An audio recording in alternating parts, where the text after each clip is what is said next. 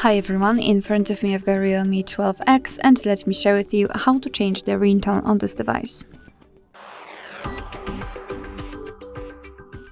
So let's start with opening the settings, and here we have to scroll to find the sounds and vibration. Then let's scroll down to localize this ringtone and alert sound and simply tap on the ringtone.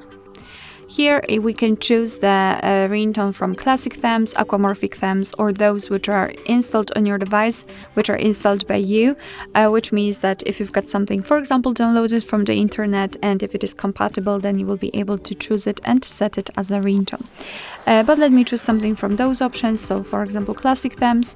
And here, in order to listen how the particular ringtone sounds, you have to simply tap on it. So for example, this one. As you can see, after tapping, you can check whether you like it or not. And let's pretend, that I want to set this holiday as my ringtone. So just make sure that it is marked and go back. And of course, I must click holiday. Let's go back, and as you can see, it is immediately notified right here, which means that from now on your device will use the chosen ringtone to notify about the incoming call. Alright, so that will be all. Thank you so much for watching. I hope that this video was helpful, and if it was, please hit the subscribe button and leave the thumbs up.